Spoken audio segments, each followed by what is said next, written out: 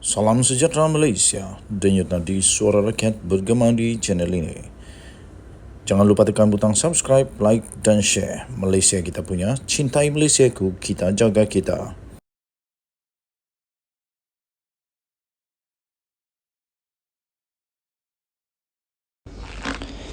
Salam sejahtera Malaysia, denyut nadi suara rakyat bergema di channel ini. Selamat pagi kepada anda semua, dimanapun anda berada. Baru-baru ini telah diterima satu berita yang tersebar luas di seluruh media sosial, iaitu berita tentang seorang pengguna Twitter yang telah memuat naik berita tentang kematian Abdul Hadi dan Tun Mahathir, iaitu mereka telah memuat naik di Twitter mereka kononnya untuk mendoakan dan mengharapkan kematian Presiden PAS Tan Sri Abdul Hadi Awang dan juga bekas Perdana Menteri Tun Dr. Mahathir Mohamad. Kerana itu, berita daripada sinarharian.com.my yang terbaru, Muhammad Razi kecam tindakan doakan Abdul Hadi dan Tun M meninggal dunia. Berita penuh. Shah Alam, Naib Presiden Parti Pribumi Bersatu Malaysia atau Bersatu, Datuk Dr. Muhammad Razi Majidin menyelar tindakan seorang pengguna Twitter yang memuat naik doa yang mengharapkan kematian Presiden PAS Tan Sri Abdul Hadi Awang dan bekas Perdana Menteri Tun Dr. Mahathir Mohamad. Menerusi hantaran di Facebooknya pada Sabtu, Muhammad Razi yang juga adalah ahli Parlimen Putrajaya turut berkongsi pautan hantaran yang dibuat oleh pemilik akaun tersebut. Katanya, seorang anak muda berkongsi berita berkaitan hantaran ini dengan saya. Katanya, teruknya PH ni. Jawab saya, memang teruk dan tiada adab, katanya. Pada Sabtu, tular satu ucapan yang dibuat oleh pengguna Twitter tersebut yang didakwa pembantu kepada Setiausaha Politik Perdana Menteri Datuk Seri Anwar Ibrahim. Bagaimanapun, ucapan tersebut difahamkan telah pun dipadamkan. Susulan itu, pelbagai pihak tampil mengecam tindakan biadab tersebut. Sinar Harian pada Sabtu melaporkan Abdul Hadi dimasukkan ke hospital untuk menerima rawatan dan pemantauan. Ekoran, tahap kesihatannya yang sedikit telah merosot sebelum Aidiladha. Perkembangan itu telah dikongsikan sendiri oleh anaknya, Muhammad Khalil, menerusi hantaran di laman Facebooknya pada hari yang sama. Denyut nadi suara rakyat bergema di channel ini. Jangan lupa untuk tekan butang subscribe, like dan share. Malaysia kita punya, cintai Malaysiaku, kita jaga kita. Kita mendoakan semoga Tok Guru, Tuan Guru Abdul Hadi Awang akan cepat sembuh dan boleh kembali semula ke kediamannya. Kita mendoakan semoga seluruh rakyat Malaysia akan terus diberkati dengan kesihatan yang baik. Kita jumpa lagi. Bye-bye. Salam sejahtera Malaysia, denyut nadi suara rakyat bergema di channel ini. PDRM membuat keputusan dan mengumumkan satu perkara yang amat mengejutkan PAS di kala persiapan akhir untuk pilihan raya negeri. Polis Diraja Malaysia mengesahkan akan merakam keterangan daripada adun Kubu Gajah. Polis akan merakam keterangan Khalil Yahya berhubung poster palsu yang telah dikongsikan beliau di dalam Facebook miliknya. Polis akan merakam keterangan Khalil Yahya berhubung poster palsu mengenai pelantikan ahli Parlimen Seputi iaitu Teresa Hock sebagai pengurus Felda. Ketua Polis Daerah Brickfields iaitu Assistant Commissioner Ami Hizam Abdul Syukur berkata, ahli Dewan Undangan Negeri Adun Kubu Gajah itu dipanggil hadir ke Ibu Pejabat Daerah IPD Taiping Selasa ini. Katanya dalam kenyataan itu, janji temu sudah dibuat untuk rakaman percakapan Khalil pada jam 10 pagi di IPD Taiping, katanya kepada Harian Metro. Harian Metro semalam melaporkan polis telah pun menerima laporan dibuat oleh Teresa Kok berhubung poster pelantikannya sebagai pengerusi Felda. Siasatan polis mendapati berita palsu itu berasal daripada laman sosial Facebook Khalil. Kes itu disiasat mengikut Seksyen 504 Kanun Keseksaan serta Seksyen 233 Akta Komunikasi dan Multimedia 1988. Okey, so di sini kita akan nampak nanti, kita akan tahu nanti di mana asal sebenarnya poster itu. Adakah poster itu hanya akan hanya di repost, hanya diulang siar semula oleh adun daripada PAS ini, ataupun poster itu dicipta sendiri oleh beliau, ataupun ada orang admin atau sebagainya yang mencipta poster itu kemudian dipost oleh beliau. Dan nanti kita akan lihat, akhirnya nanti polis akan siasat juga siapakah yang pertama post poster palsu ini. Dan di sana nanti kita akan tahu kebenarannya.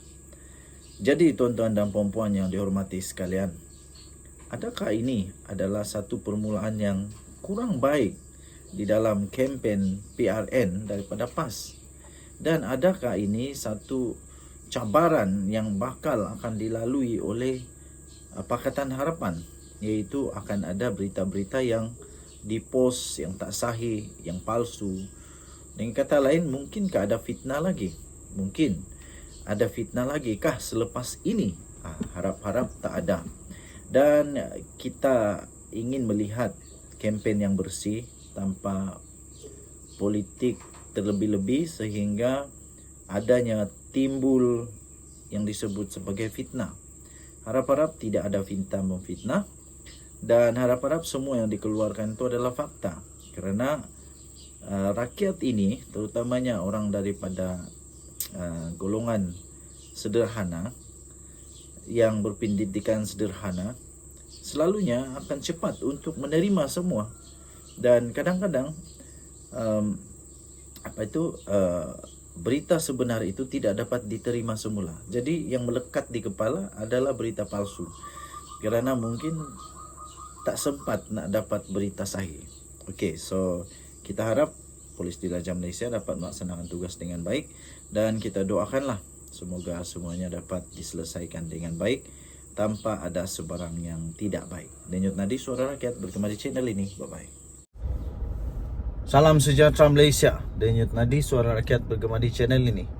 Perkara yang paling dahsyat pernah saya baca adalah perkara ini, saya fikir. Bayangkan 44 juta ringgit tunai. Berapa banyak tu? Cuba kamu komen, mana tahu ada yang kerja bank kah, kerja memang accountant kah, kerja memang dealing with money, cash money. 44 juta cash ni berapa banyak? Mana tahu kamu ada pengalaman, cuba komen. Berapa banyak 44 juta ini? Berapa bag? Cukupkah satu kereta? Tapi memang betul, pelik tapi benar. Tapi ini sudah terjadi. 44 juta ringgit Malaysia cash ditemui di pejabat, di rumah bekas seorang pengarah Jabatan Air Negeri Sabah. Aduh, patutlah di kampung kami tiada air. Patutlah banyak kampung tak ada air. Rupanya ramai orang pencuri.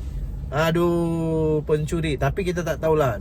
Kita belum tahu lagi dia ni pencuri ke tidak. Tapi yang jumpa ni 44 juta ringgit ditemui di pejabat dan rumah. Kenapa ada 44 juta ringgit di pejabat dan di rumah? Kenapa tidak kasih masuk dalam bank? Apa yang takut?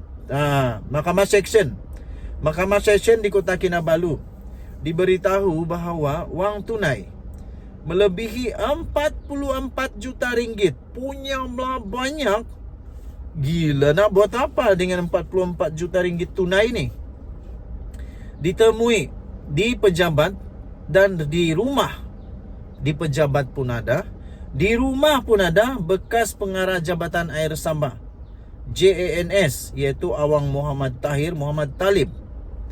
Perkara itu dimaklumkan oleh Ketua Pasukan Serbuan nombor 8, Hishamuddin Muhammad Esa, 49 tahun, semasa pemeriksaan oleh Timbalan Pendakwa Raya DPP Mahadi Abdul Jumaat.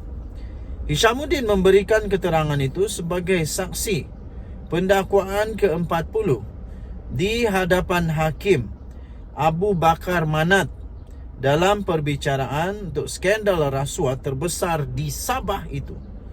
Beliau berkata lebih 23 juta tunai ditemui semasa di serbuan di pejabat Awang Tahir, AG Tahir, pada 4 Oktober 2016 di Wisma Muiz. Bayangkan di pejabat ada 23 juta ringgit. Aduh, banyaknya. Yang hairan di pejabat tu, staf dia tidak tahu kah? Macam mana duit 23 juta itu ada di pejabat? Waktu orang bagi duit itu orang tidak nampak kah? Ini lagi syok. RM62.500 ditemui dalam beg bertanda Tahir di meja Awang Tahir. 62,000 di meja. Wang tunai selebihnya ditemui di 3 lokasi lain di dalam bilik pantry. Di pantry, di sofa dengan 3 tempat duduk, kabinet TV serta kabinet kayu. Katanya sambil menambah bilik pantry itu berada di belakang meja Awang Tahir. Beliau turut memberi keterangan bahawa setiap bungkusan wang di antara RM50,000 dan RM100,000 dan hanya Awang Tahir yang mempunyai akses ke bilik pantry di pejabatnya. Bilik pantry itu adalah bilik dengan papan tanda go away di pintunya, di mana timbunan wang tunai dipercayai ditemui dan dirampas oleh Suruhanjaya Pencegahan Rasuah Malaysia. Hishamuddin turut memberitahu pada hari yang sama lebih daripada 21 juta ringgit ditemui ketika pasukannya menyerbu rumah Awang Tahir di Sembulan. Menjawab satu soalan lain, beliau berkata lebih 8 juta ringgit ditemui dalam sebuah bilik di tingkat 3 rumah itu. Beliau turut berkata 86 jam tangan berjenama dan mewah serta 921 barang kemas turut ditemui di rumah berkenaan. Saksi itu selanjutnya memberi keterangan bahawa pasukannya kemudian menemui wang tunai 9 juta ringgit dan 4 juta ringgit Malaysia masing-masing di dalam kereta Mazda dan Mercedes Benz. Kira-kira 9 juta ringgit ditemui dalam sebuah kereta Mazda. Wang itu dimasukkan ke dalam beberapa beg yang disimpan di dalam bonet kereta. Ketika itu kereta diparkir tidak jauh dari pagar rumah yang diletakkan di luar pagar rumah. Sebanyak 4 juta ringgit lagi ditemui di dalam sebuah Mercedes Benz. Wang itu dimasukkan ke dalam beg dan dimasukkan ke dalam bonet kereta, katanya. Dahsyat tak dahsyat? Sila komen. Denyut Nadi Suara Rakyat bergema di channel ini. Bye-bye. Salam sejahtera Malaysia. Denyut Nadi Suara Rakyat bergema di channel ini. Nampaknya Wan Saiful Wanjan, bekas bos, bekas Setiausaha Agung, untuk bersatu dalam keadaan yang bahaya sekarang ini. Ini telah pun dikemukakan atau diberikan keputusan di mahkamah, iaitu pertuduhan rasuah Wan Saiful adalah teratur dan lengkap, kata pendakwaan. Tuan-tuan dan puan-puan yang dihormati sekalian, Mahkamah Session di sini pada Selasa diberitahu bahawa 2 pertuduhan berkaitan dengan rasuah berjumlah 6.9 juta ringgit Malaysia yang membabitkan projek Jana Wibawa yang telah dikemukakan terhadap bekas Ketua Penerangan Parti Pribumi Bersatu Malaysia. Maafkan saya, bukan Setiausaha Agung. Salah ni, Setiausaha Agung Hamzah Zainuddin. Adalah aku makin tua lah. Bukan.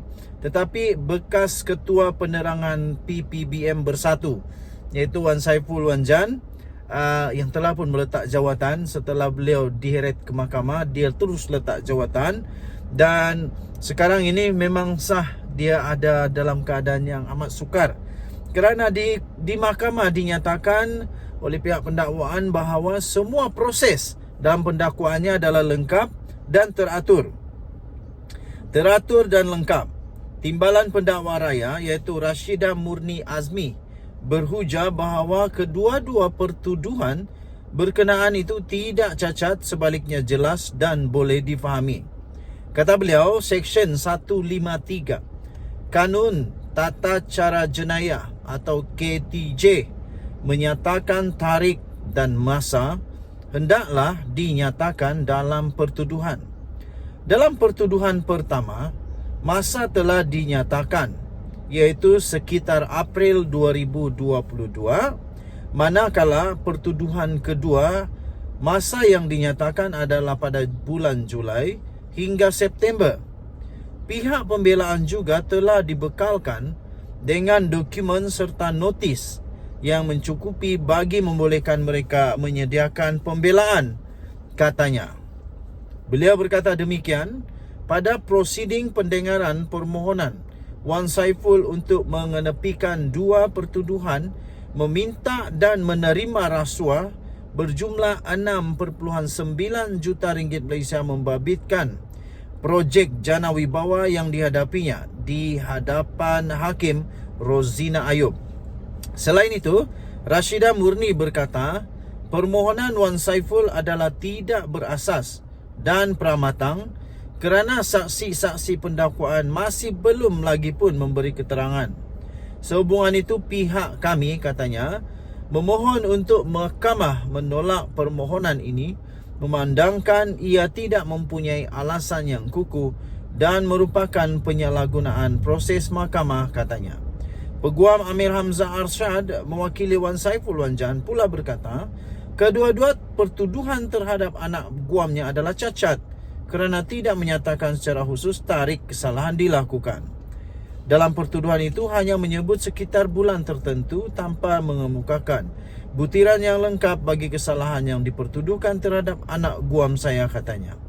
Dalam pada itu, Amir Hamzah berkata pertuduhan itu juga tidak berasas berdasarkan Seksyen 173G KTJ yang menyebabkan pihak pembelaan dinafikan untuk mengemukakan pembelaan dan alibi. Okey, tuan-tuan dan puan-puan yang dihormati sekalian, anda boleh mendapatkan berita lengkap ini di sinarharian.com.my. Kita jumpa lagi, bye-bye.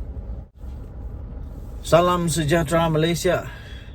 SPRM semakin tegas, semakin hebat, semakin padu, semakin mantap, semakin ditakuti. Inilah yang kita mau. Supaya semua orang tak lagi suka hatinya aja, macam duit keluarga dia saja duit negara kita, macam duit dia sendiri saja duit rakyat. Suka-sukanya mau pakai bila, suka-sukanya mau minta rasuah, ambil rasuah, macam-macam.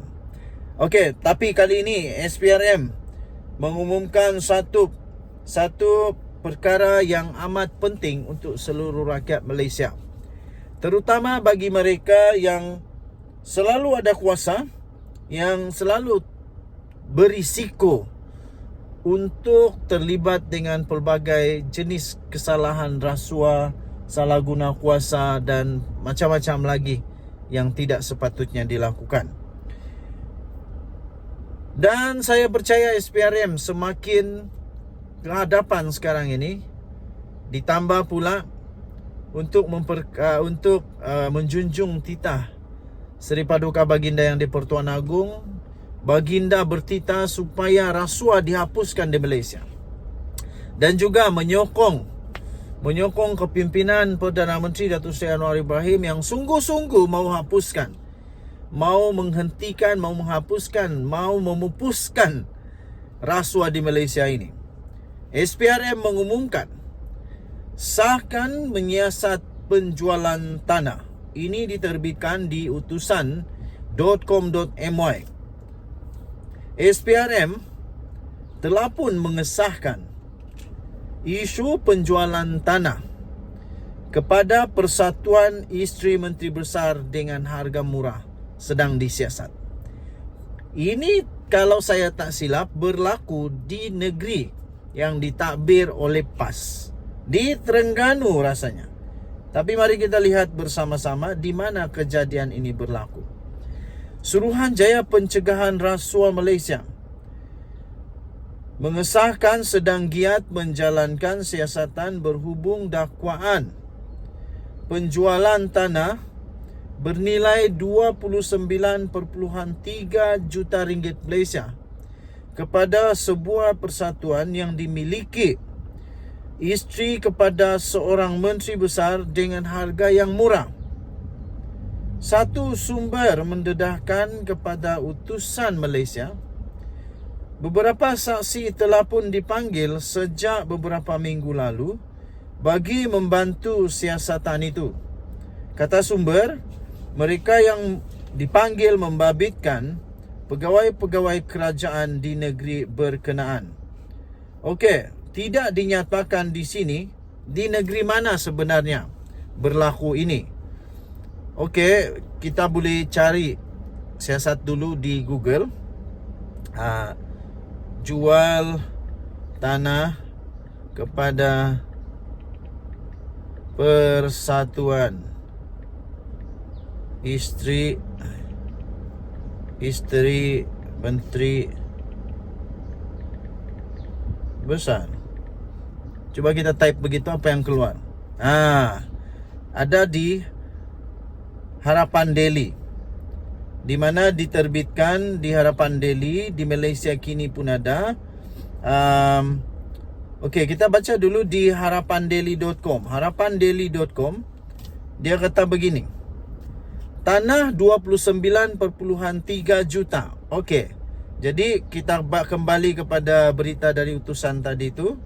Adakah dia sama? 29.3 juta juga. Okey, jadi saya fikir ini berkaitlah. Tanah, saya baca semula, berhubung dakwaan penjualan tanah bernilai 29.3 juta kepada sebuah persatuan dimiliki isteri kepada seorang menteri besar dengan harga murah. Itu di utusan.com.my. Jadi kalau kita pergi balik di harapandaily.com itu, bertarikh 5 Jun, jumlahnya sama 29.3 juta. Tetapi ini lebih detail. 5 Jun 2023 diterbitkan. Tajuknya, tanah 29.3 juta dijual hanya dengan RM500,000 sahaja kepada Persatuan Isteri yang berhormat PAS Terengganu. Seluas 11,299 meter persegi, berdekatan bangunan Badan Perhubungan PAS Negeri Terengganu yang bernilai 29.3 juta dikatakan telah dijual kepada Persatuan Isteri Wakil Rakyat dan bekas Wakil Rakyat Terengganu, Khairunisa, dengan hanya RM500,000. Lapor portal The Corporate Secret, keputusan membabitkan tanah strategik di Kuala Terengganu itu dibuat oleh Menteri Besar Datuk Seri Dr. Ahmad Samsuri Mokhtar dan ahli-ahli Majlis Mesyuarat Kerajaan Negeri. Walau bagaimanapun, pihak pendaftar tanah Kuala Terengganu dan Majlis Bandaraya Kuala Terengganu MBKT tidak bersetuju tanah itu diserahkan kepada Khairunisa. Kata laporan ini, konflik kepentingan dalam perkara ini ialah Menteri Besar dan ahli Exco selaku pembuat keputusan telah meluluskan permohonan isteri Menteri Besar dan isteri ahli Exco untuk memiliki tanah kerajaan negeri yang bernilai tinggi. Atas konflik kepentingan kerajaan negeri, pimpinan Menteri Besar dan Persatuan Pimpinan Isteri Menteri Besar, bayaran premium yang sepatutnya dikenakan ialah sebanyak 5.87 juta dikurangkan kepada RM500,000 sahaja, dipetik oleh portal itu. Kemudian ada juga diselitkan satu borang di sini. borang PTK.TR 7315-2018-0046-17 Kanun Tanah Negara borang 5A Seksyen 81 dan 82 notis bahawa hasil tanah harus dibayar. Nombor permohonan tanah 2/19 kepada Persatuan Isteri Wakil Rakyat dan Isteri Bekas Wakil Rakyat Negeri Terengganu Khairunisa. Kemudian ada jumlah dia RM503,855 saja. Jadi itulah yang menjadi menjadi satu perkara yang pelik lah. Okey, jadi ada dua surat yang telah diberikan di sini. Jadi saya fikir tadi yang sedang disiasat oleh SPRM itu berkaitan dengan perkara ini. Okey, jadi sumber yang saya dapat ini daripada harapandaily.com 5 Jun 2023. Tajuknya, tanah RM 29.3 juta dijual hanya RM500,000 kepada Persatuan Isteri YB PAS Terengganu. Okey. Dan tadi sebelum itu saya bacakan itu adalah daripada utusan.com.my 24 Jun 2023 tariknya dengan tajuk SPRM sahkan siasat penjualan tanah. Kita jumpa lagi. Bye-bye.